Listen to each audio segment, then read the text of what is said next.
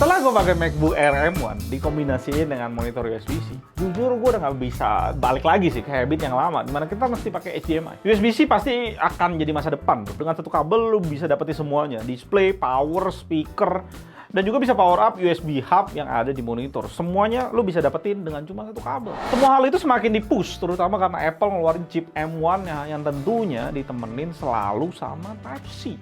Hampir di semua produk Apple keluaran terbaru.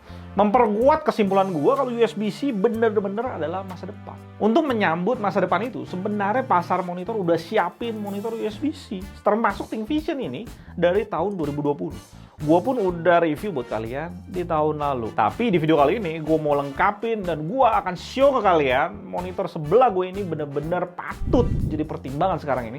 Tapi lu mesti terima kekurangan yang blunder yang diciptain sama ThinkVision sendiri. Dan ThinkVision juga mesti hati-hati sama kekurangan itu karena bisa ngebuat monitor satu ini masuk ke jurang yang nama jurangnya nggak penting untuk diperhatiin. Hal pertama yang paling menarik, posisi monitor ini di pasaran sangat-sangat kompetitif ketika kita lihat list 32 inch 4K di pasaran USB-C ataupun non-USB-C. Harga ThinkVision di 7,8 juta dengan garansi Lenovo 3 tahun full yang bisa dijemput sangat-sangat make sense dan terbaik dari segi harga dan value. Di list itu harusnya saingan paling deketnya ya LG 32 UN880. Tapi sampai hari ini pun LG belum announce garansinya naik ke 3 tahun. Dan monitor itu lebih mahal 1,1 juta dari ThinkVision ini dan cuma jualan kaki. Jadi singkirin aja bro. Dan satu lagi di sana ada Samsung Smart Monitor yang sebenarnya udah discontinue ya. Samsung mau refresh tipe baru di pasaran, jadi ya nggak masuk hitungan. Ditambah lagi karena fitur smartnya dan harganya yang murah, kemungkinan sangat besar kualitas panelnya kalah sama ThinkVision di sini. Dari speknya 32 inch 4K 60Hz kita bisa langsung tahu monitor ini tujuannya fokus banget untuk productivity. Dan hal ini semakin dimantepin karena dia kasih kita 3 display input ke monitor dan salah satunya USB-C yang full fitur.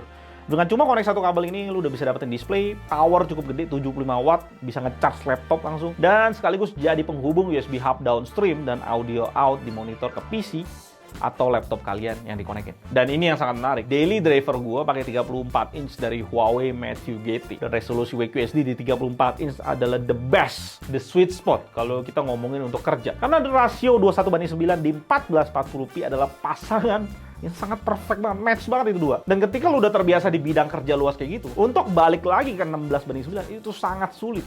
Sulit banget untuk biasain ulang. Tapi ada satu terkecuali, 16:9 4K tapi di 32 inch. Yang ini bisa gue bilang second best atau bisa jadi yang terbaik tergantung preferensi lu. Lu lebih suka punya space lebih luas ke kiri dan kanan, atau lu lebih suka punya space yang luas tapi diagonal gitu. Di resolusi dan rasio ThinkVision ini di Windows, lu bisa hajar scaling yang sampai 100% yang ngebuat space lu tuh luas banget untuk kerja. Dan lu masih bisa baca teks cukup enak di 60 cm. Kalau hal yang sama lu lakuin di monitor 27 inch, bisa picek mata lu di scaling 100% itu. Tulisan kecil banget. Minimum 27 inch 4K itu mesti sekitar 110-120% lah baru make sense. Dan itu indahnya 32 inch 4K yang mepetin 34 inch WQHD. Semuanya itu juga didukung dengan build quality yang nggak main-main, dan gua rasa ini monitor 32 inch terberat yang gua review selama ini. Nunjukin ke kita kualitas build quality-nya itu premium, efeknya ngebuat full ergonya enak dimainin, dan dikasih full ergo juga sama ThinkVision. Dan ketika lu mau push kualitas pengalaman setup lu jadi lebih clean, ya tinggal pakai bracket aja. Dan monitor ini udah ideal banget karena segala portnya ada di bagian bawah dan kiri monitor yang ngebuat lu bisa push monitornya mepet tembok tanpa kehalangan kabel. Berikutnya, kalau kita ngomongin 4K 60Hz, kita expect untuk panel itu bisa cover warna yang luas. sRGB-nya udah 100%, gamut fiturnya juga sangat luas di 92%, dan tentunya ini cover rate 2020 sampai 69%. Dan secara luasan warna tentu ThinkVision ini udah masuk ke kelas monitor dengan warna yang luas. Masalahnya, ketika lu udah ikutin channel ini lama, lu tahu bahwa color gamut doesn't mean bro. Color gamut bisa nunjukin monitor ini cover berapa banyak warna. Gamut nggak bisa nunjukin monitor ini keluarin warna seberapa akurat. Dan seberapa akuratnya warna itu tergantung seberapa treatmentnya brand itu ke monitor yang lagi dibahas. Dan disinilah blundernya ThinkVision. Dia nggak treatment dengan bagus monitor ini karena gamanya nyentuh hampir 2,4. Yang ngebuat seharusnya monitor ini dipakai di ruangan gelap gulita. Dan treatment ini tentunya ngebuat ThinkVision punya kualitas yang cukup bawah dibanding banyak monitor lain yang kita tes secara treatment.